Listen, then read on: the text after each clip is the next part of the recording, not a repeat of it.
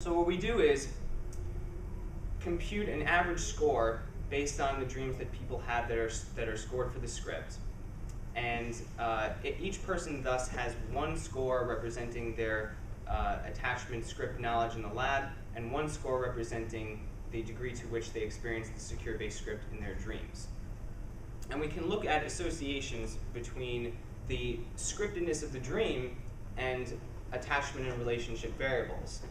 First of all, we definitely want to control for the number of dreams, because some people have more dreams than others, and in this case there's a positive association, so we definitely want to control for that. These are bivariate correlations, by the way. We have relationship satisfaction, we have attachment avoidance measured by the self-report. We have iOS differential, which represents the difference between people's closeness that they feel with their partners and their ideal closeness. So the more differential means that they're not getting the closeness that they want, and thus have lower dreams that are scored lower on the secure base script. And then we have interdependence, trait anxiety, and lastly, the attachment script score derived from the lab. And if we enter those all simultaneously, we see that the attachment script score is the only variable that uniquely predicts the degree to which the secure base script is represented in dreams. This I consider to be the most important finding of the study, really the meat of this research, because it demonstrates the correspondence between people's working models of attachment in their lives and the degree to which that manifests itself in people's dream content. And we find that it remains even when we control for a variety of other variables. And for those of you who are curious, the general model here, the regression model, was significant and explained about 32% of the variance. So now I'm going to move on to talk about some multi-level results that I found. And to explain this, basically, it involves two levels. The first level of analysis is people's personality and relationship status variables. We have attachment, we have interdependence, we have iOS. Basically everything that happens when people come into the lab at time one and complete our measures, and then they take the diary home and then complete daily measures, and these are known as level 1 measures. We have their general interaction with their partner during the day, how much love and closeness they feel, and how much conflict they feel. Then we have level 1 dream emotions. So we have 4 categories of emotions. One is general and positive, joy, calmness, affection, and eroticism. We have general negative emotions, anxiety, anger, sadness, frustration, and stress. And then we have 2 other categories, one being jealousy and feelings of betrayal, and the 4th being feelings of guilt and embarrassment. And these are categorized this way based on an exploratory factor analysis that basically these emotions loaded very highly in this way. And lastly, we have the coded dream content. So we actually can code the dreams for specific people and specific behaviors that occur in the dreams. And this is binary. So either it's there or it's not. The dreams get coded on either as 1 or 0, depending on if the content's there. So we can code for the presence of the partner. We can code for presence of positive interaction between the dreamer and the partner. We can code for conflict between the dreamer and the partner. We can code for the presence of an alternative partner, an extradyadic partner, and infidelity, either on the part of the dreamer or the dreamer's partner. Sorry, yeah, sure. I'm just going back to your level 1. So sure. The jealousy, betrayal, guilt, and embarrassment, that's really different than negative? Yes. They seem like jealousy would be anger and, Yeah, I guess it depends on, how you conceptualize it. I mean, like I said, this is kind of the outcome of a factor analysis I know, that I just I'm ran. just surprised. Yeah. Certain dream researchers who deal with emotions and dreams might conceptualize them differently. And I've seen people look at emotions the way you're describing, where jealousy is kind of grouped with anxiety, and the frustration and anger actually groups in a separate variable. So there are a lot of different ways. I think this is also the best for this study because we're looking at relational behaviors. But there are other ways of looking at emotions and dream content, definitely. Any other questions? Okay, so first up, we're going to try to predict negative emotions in dreams using the previous day's feelings of love and closeness, as well as global attachment avoidance. Attachment avoidance did have a bivariate association with negative emotions in dreams, but if we include daily love and closeness, it seems to matter more. And these coefficients, by the way, are unstandardized. Unfortunately, multi-level modeling doesn't give you standardized coefficients. But we also see a marginally significant interaction between daily love and closeness with avoidance. So it's significant at the 0.06 level. We should be a little skeptical, but if you buy that there's an interaction, here's what it looks like. On the top line, the orange line, is that, you can see that right? Okay. On the orange line at the top, we have highly avoidant people, and the slope of the line is pretty flat. So it doesn't really matter day to day how much love or closeness they feel with their partners. They're always going to be right at that point in terms of experiencing more negative emotion in their dreams.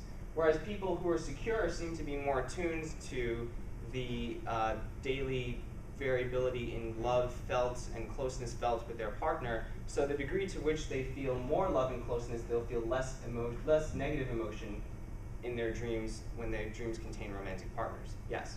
So those guys scoring high in avoidance, they are reporting feeling love and closeness, it just doesn't have an impact on... Correct. Correct.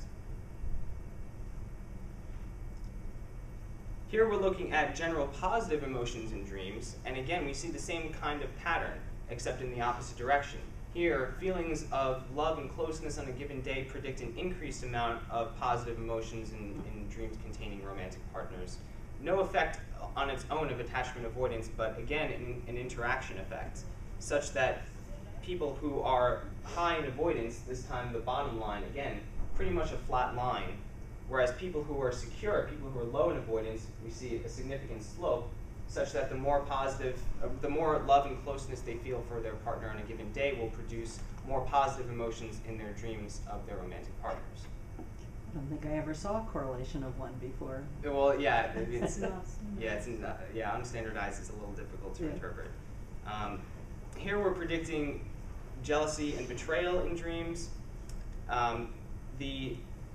There's a marginal effect of daily love and closeness. So there's, at the p less than 0.1 level, they're experiencing just a little bit less jealousy and jealousy and betrayal in their dreams of romantic partners if they feel more love and closeness. But the overarching effects here are for the level 2 variables we have: attachment avoidance and inclusion of other in the self. In this case, I thought this was kind of a counterintuitive finding. Closeness actually predicted more jealousy in people's dreams of their romantic partners. So it seems that if the more close they are in general, the more they're going to experience those emotions in their dreams. Now, another thing we could do is flip the direction around between people's dreams and their interactions with their partner, and see if we can predict the following day's interactions based on dreams they had the night before. Now, if we don't look at the dreams at all, and we just put in the level 2 predictors, we see that attachment and interdependence do significantly predict daily conflict. And this is what we would expect to see. Previous research has shown these effects before, that attachment security and interdependence do impact daily conflict with romantic partners. But watch what happens when we include... Excuse me, in yes. opposite directions, though? Or is that... Oh, yes. There's actually interaction between the two, which pretty much explains that. In opposite directions here. Okay. Here's what happens when we include emotions from dreams the night before in predicting the next day's conflict. We see that the effects of attachment and interdependence pretty much drop to nothing, and we're left with positive correlation between jealousy and betrayal in the next day's conflict, and a negative correlation between positive emotions and the next day's conflict. The only other variable we have here to control for is the previous day's conflict, because obviously that's going to be the best predictor of how people experience conflict day to day. But in this case, we see that the dreams people have are predicting conflict with their partner the next day over and above the global variables that we had them fill out, that we had them do at time 1. There is also an interaction, I didn't put it up there, I didn't have enough room, but there's an interaction between interdependence and the association between jealousy and the next day's conflict, such that for people who are reporting low interdependence, people who are reporting low satisfaction, low commitment, there's a strong association between how much jealousy they have in their dreams and conflict the next day. But for people who are high in interdependence, the green line at the bottom, there seems to be a buffering effect. So they're kind of immune to the effect of the dreams. Even if they experience more jealousy, they're going to, because interdependence promotes accommodating behavior, they're not going to experience a significant increase in conflict the following day. Looking at just general interactions with one's romantic partner the next day following certain dreams that contain certain emotions, interdependence, unsurprisingly, has a significant unique effect. So the degree to which people are invested and satisfied, they're going to interact with their partner more. And there are two marginally significant associations. So again, we should be skeptical, but there are trending in this direction. The p levels here are about 0.07 for each of these. So the degree to which people experience negative emotion in their dreams, they're going to interact with their partner a little bit less. The degree to which they feel guilt, they're going to interact actually a little bit more, possibly because they're trying to make up for something bad they did in their dreams the night before. What are those bad things they're doing in their dreams? Let's take a look. Now, these are a little bit scandalous, I'm just warning you, but I think it's important to illuminate exactly the kinds of things that people are dreaming about. At my house, sitting on the couch with my girlfriend watching TV. I had my computer in my lap and was sort of tending to schoolwork, but was also online chatting. A conversation got started online between my ex-girlfriend and I, which was just friendly, but I got excited to talk to her. I turned my computer away from my girlfriend and she shot me a curious look and asked what I was doing. I told her she was distracting me and I was just trying to focus. I knew that if she saw who I was talking to at that point, she would be furious, but I continued the conversation anyway. My girlfriend was really focused on the TV. We kept talking about nothing in particular, but I was really happy to talk to her and felt as if she was excited to talk to me too. So here's just interaction with an alternative partner.